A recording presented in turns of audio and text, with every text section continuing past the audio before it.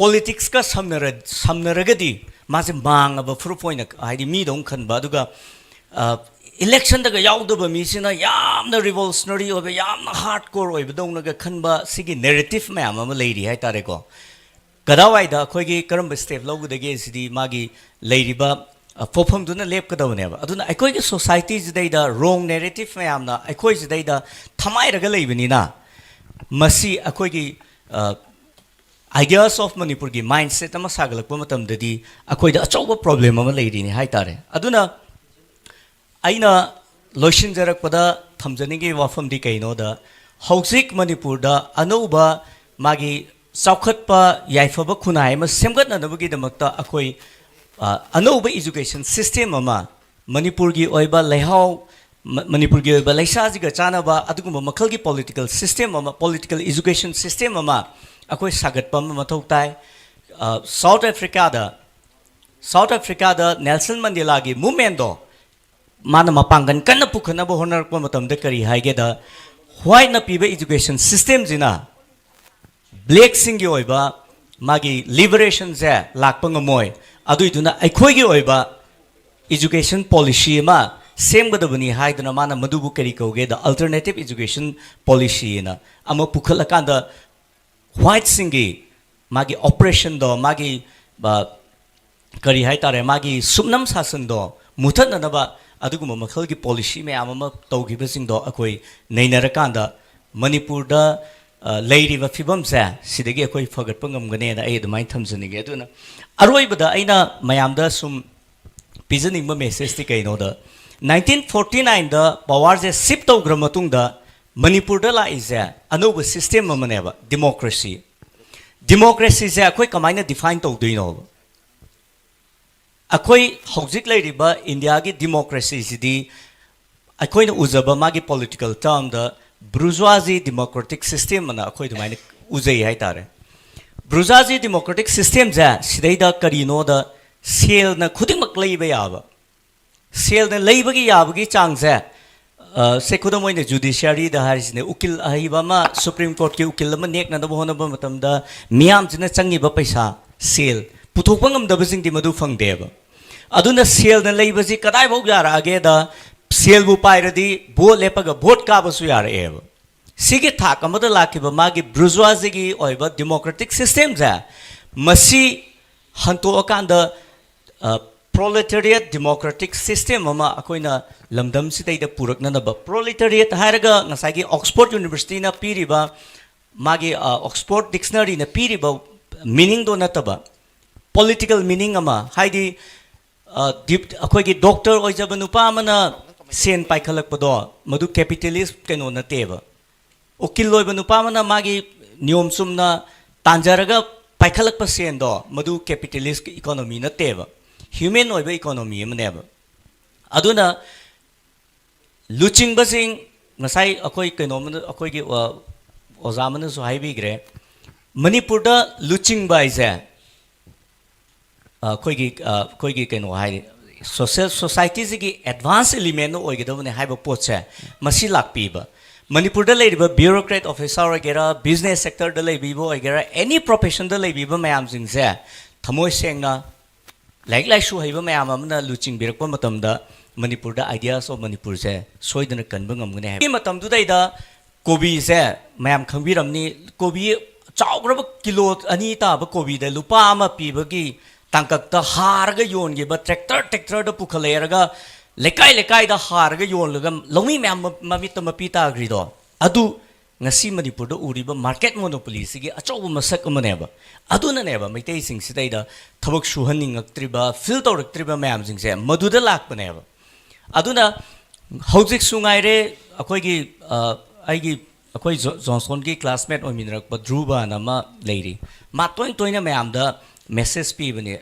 boiler sa swaida thoga mana free da yen ba bu yaw ki bani mana wana loijari ba boiler da free da yon gi ba sine ba market monopoly se akoi ba thabak suhaning aktri se akoi na te sigi market monopoly se mayam na market monopoly haraga price tag to businessmen jingna mamal lepi adom do chakhi du gi wari ne ba aduna masi yamna systematic oina se khudam oina wrong narrative things deida mayam ama leigre ko khoi khoi ki kare hai tare maitai thabak suning da badigi horaga tongan ba mayam sing Leibak kita mungkin jodum yam engage tawar ka tum lakpi bani at the moment kari to budak kali kana na kari kerang berdai te logo ni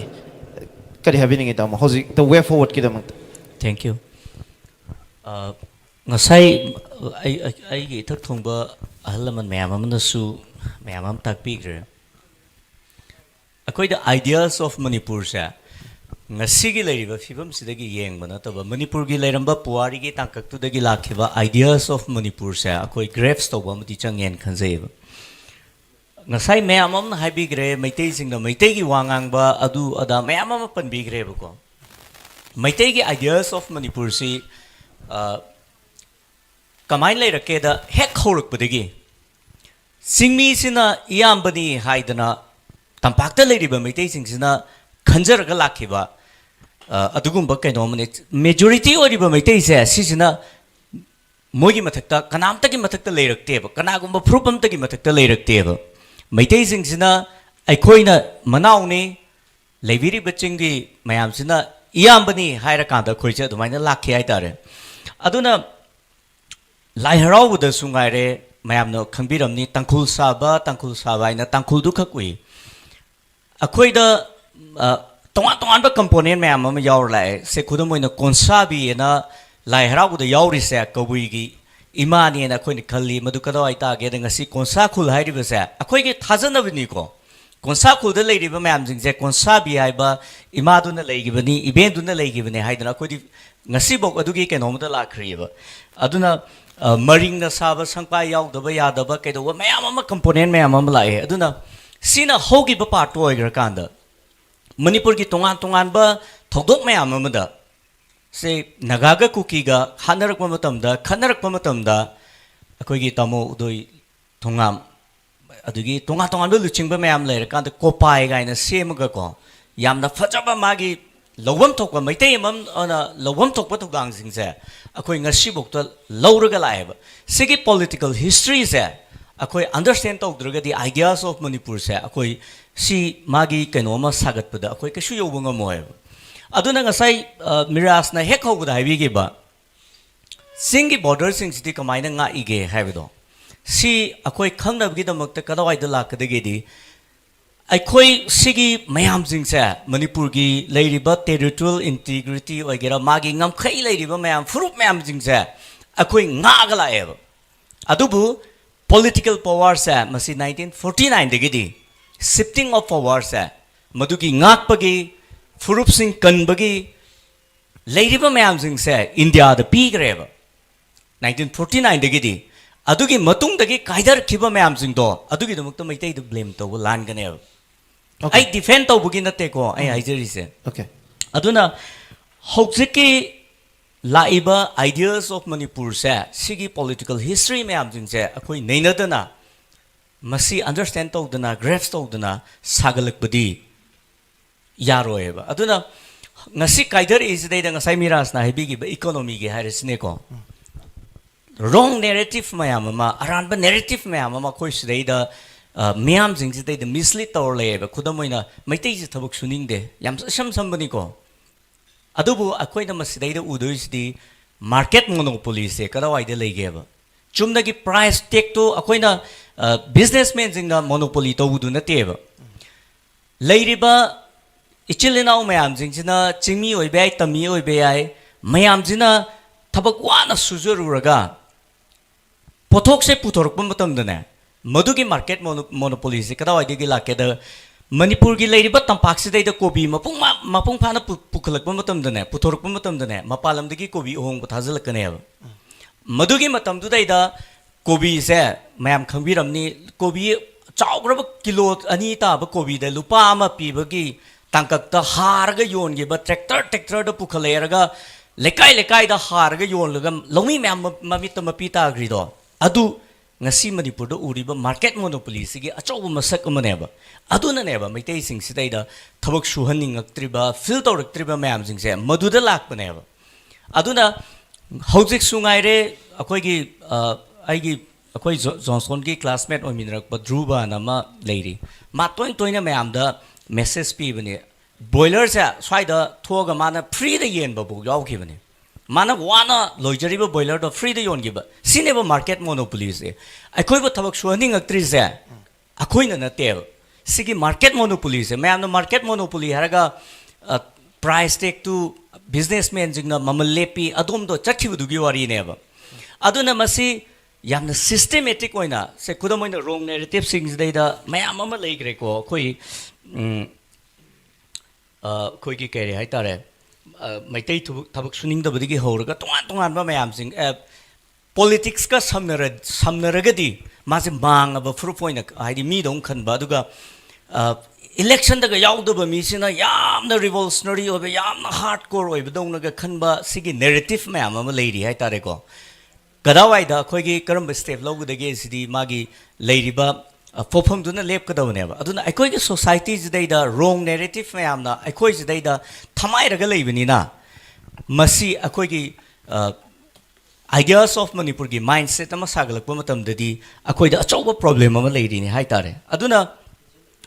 aina loishinjarakpada thamjaningi wafamdi kainoda hauzik Manipur da anouba magi saukhatpa yaifaba khunai ama semgatnanabagi damakta akoi anouba education system ama Manipurgi oiba leihau Manipurgi oiba leisajiga chanaba adugumba makhalgi political system ama political education system ama akoi sagatpa mathau tai South Africa da Nelson Mandela gi movement do mana mapangan kanna pukhana bo honarakpa matamda kari haige da white na piba education system jina black sing gi oiba magi liberation je lakpa ngamoi aduiduna aikhoi gi oiba education policy ma semgadabani haiduna mana madubu kari kauge da alternative education policy na ama pukhalakanda white singi magi operation do magi kari haitare magi subnam sasan do muthananaba aduguma makhalgi policy me amama tawgibasing do akoi neinarakanda Manipur da leiriba fibam sa sidagi akoi fagatpa ngamgane na ai adumai thamjanige aduna aroibada aina mayamda sum pijaning ma message ti kaino da 1949 da power je shift tawgra matungda Manipur da la is another system amaneba democracy is akoi kamaina define tawdoino akoi hojik leiriba India gi democracy sidi akoi na uzaba magi political term da bourgeoisie democratic system mana akoi dumaina uzai haitare bourgeoisie democratic system ja sidaida karino da sel na khudingmak leiba yaba sel na leibagi yabagi changse